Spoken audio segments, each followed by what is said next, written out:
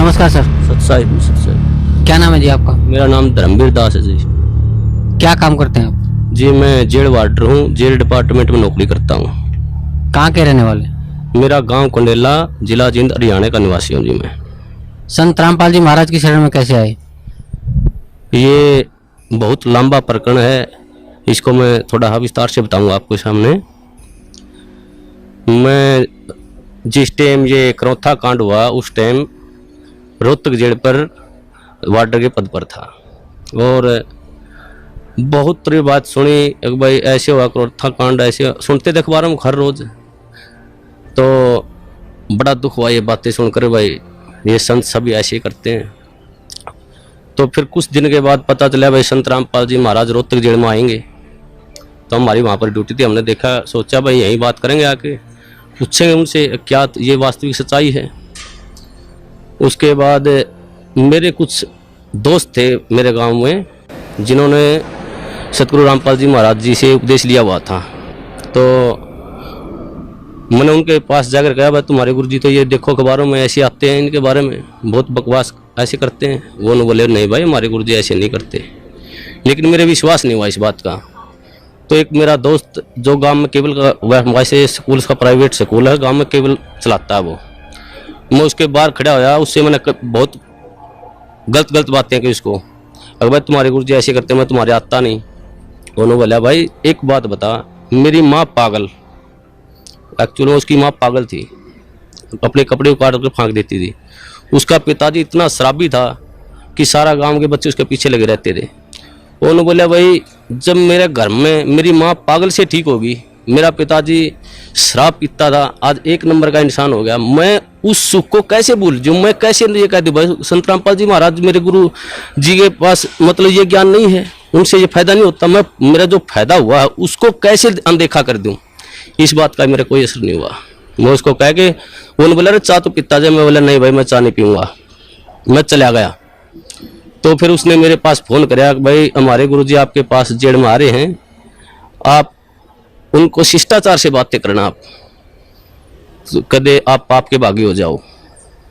एक मेरा बड़ा भाई ओम प्रकाश नाम है उसका, उससे भी पहले वो करौथा कांड में सह परिवार जाया हुआ था, उसको भी मैंने फ़ोन पर बहुत ज़्यादा बातें की, भाई तुम वहाँ क्या करने गया था, आज फंस गया। वो ये कहा फ़ोन पे मेरे को, अगर भाई मैं तुम्हारे को ही छोड़ दूंगा, मैं गुरुजी को नहीं छोड़ सकता। फिर भी मेरी बुद्धि ने काम नहीं करे, भाई ये कह रहे हैं भाई तुम्हें ही छोड़ दूंगा, गुरुजी को नहीं छोड़ सकता। फिर भी मेरी बुद्धि ने काम नहीं कराया, मैं भाई ये तो पागल हो गए। उसके बाद फिर गुरुजी जेल में आए। जेल में आने के बाद वो दिन बहुत, मैं उस दिन को बहुत खुशकिस्मत मानता हूँ कि उस दौरान मेरी जहाँ पर गुरुजी बनते वहाँ पर मेरी ड्यूटी लगी हुई थी। तो गुरुजी आए, जैसे आके वहाँ बार के अंदर लेट के शाम को, तो हमने ये सोचा भाई गुरुजी अब आए हैं, रिमांड से आए हैं, अब तो इनको आराम करते, सुबह बातें करेंगे। जब ही सुबह ड्यूटी फिर मेरे ड्यूटी वहीं लगनी थी, वहीं परमानेंट ड्यूटी होती थी, 1 महीने के लिए मेरी वहीं ड्यूटी थी। उसके बाद गुरुजी वैसे सुबह जैसे ही गुरुजी को मैंने नज़दीक ही गया, गुरुजी ने मेरे से पूछ लिया अगर भाई हवलदार कौन से गांव का है तू? माँ जी मैं कंडेला गांव का। गुरुजी ने कहा भाई कंडेले के तो बहुत भगत हैं मेरे। माँ जी हाँ बहुत भगत हैं। हाँ गुरुजी संत रामपाल जी महाराज ने मेरे ही बड़े भाई का नाम ले दिया, एक ओम प्रकाश है भाई मेरा कंडेला का बहुत बढ़िया भगत है।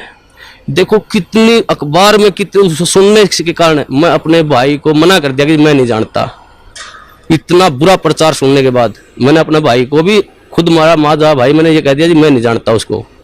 गुरुजी ने कहा भाई जान या ना जान मेरा भक्त है वो। माँ जी ठीक है। गुरुजी ने मेरे को बिठाया, सृष्टि रचना सुनाई। मेरे को सृष्टि रचना सुनाने के बाद गुरुजी ने कहा बेटा ये बिल्कुल सत्य है जो सृष्टि रचना मैंने तेरे को सुनाई, इसको आपने ऐसे लगेगा जैसे ये मनगढ़ंत कहानी है। तो मैंने सृष्टि रचना सुनने के बाद मेरी ड्यूटी ऑफ हो गई, मैं चला गया।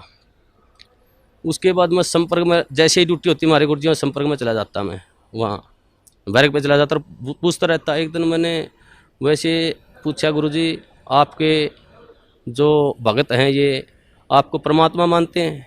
तो बोला भाई हाँ जी परमात्मा मानते बेटा मेरे को।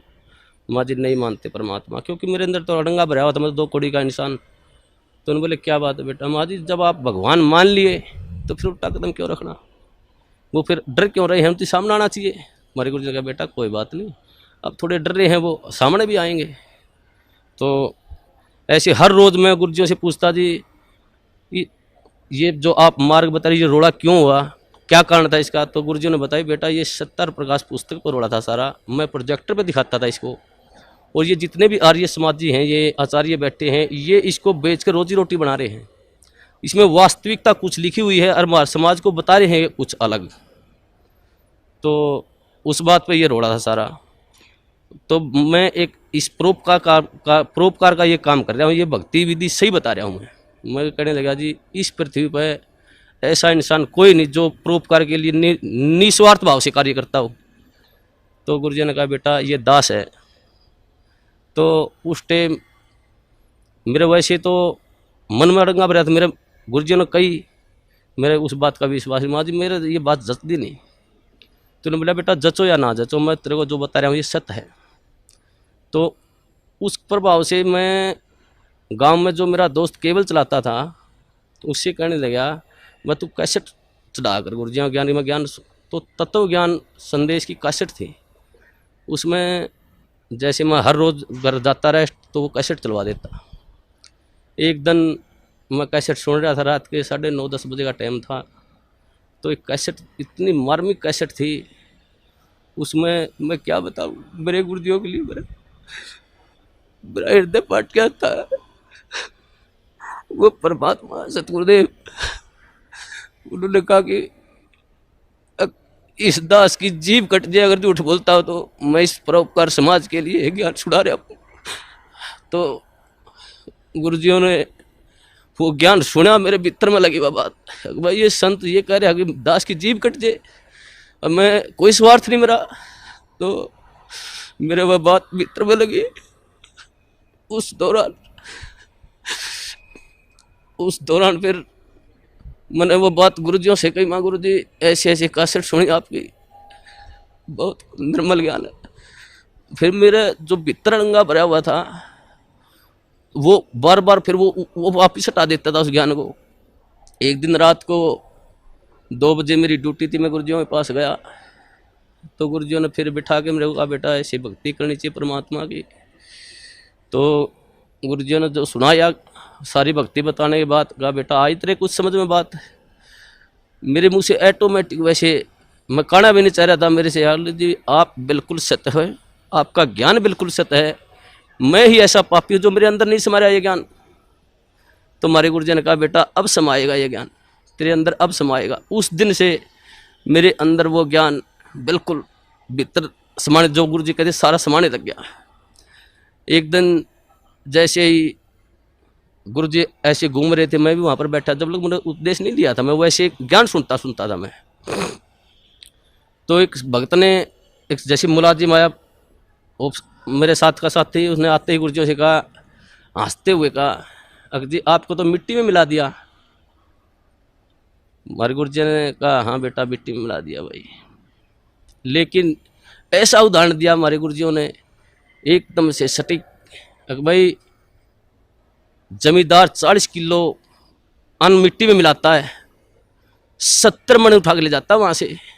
वैसे तो इस पृथ्वी पर संत आता वो जेड़ मारना नहीं चाहिए वैसे तो, लेकिन इस संत को, इस दास को याद कराया करेंगे कि उन दुष्ट आचार्यों ने अपनी रोजी रोटी के लिए ऐसे संत को जिसकी आंखों में बिठाकर पूजा करनी चाहिए उसको जेल में डलवा दिया। ऐसा मार्ग जो पृथ्वी पर संत जनापाल जी महाराज जी चला रहे थे, उस मार्ग को लगभग 2.5 वर्ष के लिए बंद करवा दिया। ऐसा मार्ग, हे परमात्मा, ऐसा गुरुजियों से वहाँ देखता, जो गुरुजियों पर आरोप लगाए गए, ऐसे आरोप इंसान पागल होकर मर जाए, ये तो समर्थ परमात्मा है। इन्होंने तो वहाँ पर इतनी भी शकीन नहीं थी इनके, हर बार ऐसा निर्मल ज्ञान, ऐसा प्यारा ज्ञान। फिर उसके बाद हम गुरुजियों से मैं कहता हूँ गुरुजी नाम उपदेश देव दास को, तो मेरे गुरुजियों ने मेरे को मना कर दिया कि बेटा अभी नहीं, आप और थोड़ा समझो ज्ञान को, और थोड़ा ज्ञान को समझो, उसके बाद लेना गया आप उपदेश। मैं घर जाता कैसेट चलवा लेता, मेरे जो दोस्त था उससे, भाई कैसेट चला गुरुजियों की, वो कैसेट मैं सुनता रहता। तो जैसे मेरी भक्तमती थी, मेरी घरवाली थी, वो मैं बाहर जाता तो ऑफ कर देती चैनल को, दूसरा लगा। मैं कहता जी आप इसको बंद मत करो, ये मैं सुनता हूँ, आपने नहीं सुनना तो आप आराम से वो करो। तो मैं हर रोज़ सुनने लगा गुरुजियों का ज्ञान, तो वो मेरे भीतर समाता गया। उसके पश्चात कई बार गुरुजियों से वहाँ पर जेल के अंदर, जैसे मैं गुरुजियों से बताता गुरुजी आपके ये सत्संग सुना मैंने, तो गुरुजी फिर दोबारा बताते मेरे को। तो ऐसे होते होते लगभग 6 महीने चले गए और 1 साल से ऊपर लगभग 1.5 साल गुजर गया।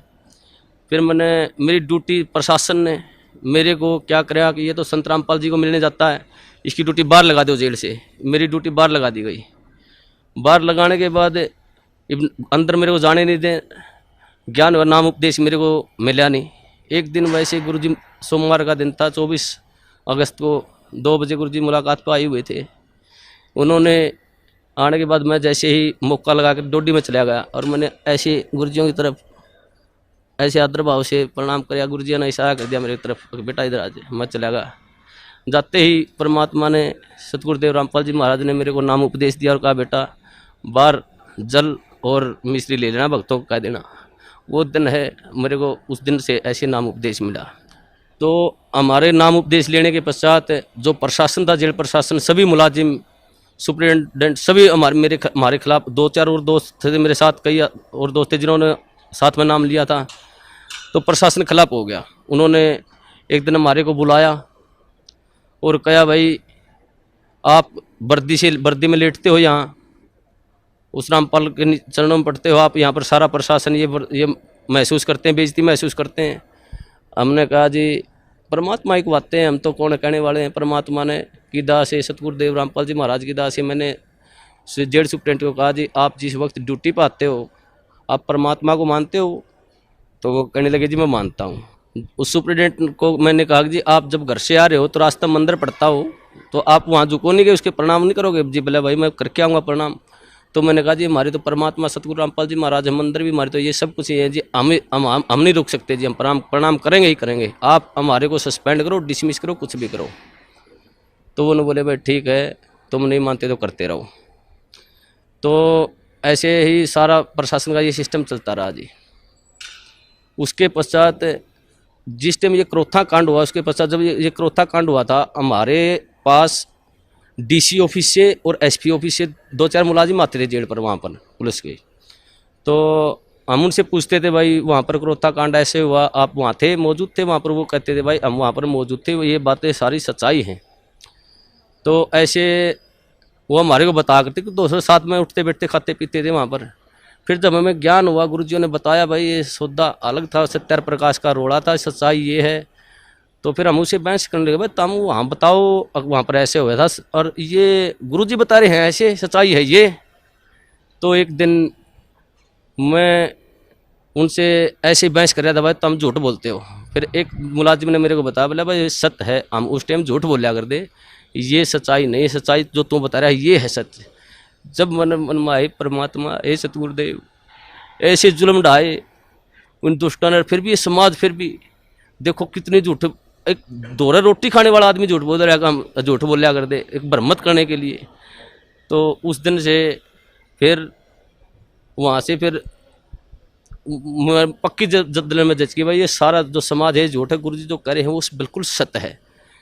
उसके पश्चात हम गुरुजियों के साथ रहते थे, जाते थे, प्रणाम करते थे। प्रशासन हमारे खिलाफ हो गया, प्रशासन ने हमारी ट्रांसफ़र करवा दिया अम्बाड़ा, भाई तुम अम्बाड़ा चले जाओ कहने लगे वो। तो उससे हमारा ट्रांसफ़र होने से पहले की बात है, जैसे हम गुरुजियों से मिलते थे, जो प्यार होता है गुरुजी हमारे को, एक जैसे मेरे नाम उपदेश ले रहे थे, मेरे मन में आता था भाई गुरुजियों के पास जाता मैं, मेरे नाम उपदेश लिया, जैसे गया मैं, मेरे मन में आई एक भाई इतना अपने कभी पिता के बाप पाँ नहीं पकड़े, आप इसके पास पाँ कैसे पकड़ोगे? मैं जैसे ही बार के नज़दीक गया मैं वापस चला गया। दूसरी बार फिर मेरे मन में प्रेरणा हुई, अगर भाई संत हैं तू मानता क्यों नहीं, पाँ पकड़ ले जाके। फिर जो गेट पर गया फिर वापस चला गया। तीसरी बार फिर मेरे मन में आई, अगर भाई तू जाता ही क्यों वहाँ पर, अगर जाओ तो पाँ पकड़ ले गुरुजियों के।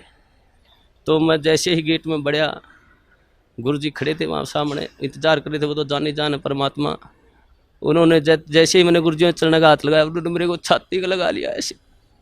वो अनुभव, जो सुख, जो गुरुजियों ने कहा बेटा अब मैं तो 2 साल और जेल में रह जाऊं, मेरे कोई सुख नहीं। मैं आया तेरे लिए था बेटा यहाँ पर, वो दिन आज भी याद आता है। उस दिन तो मेरे ज्ञान नहीं था मुझे, परमात्मा ने ऐसी दया करी मुझ नीच पर, सारे परिवार पर।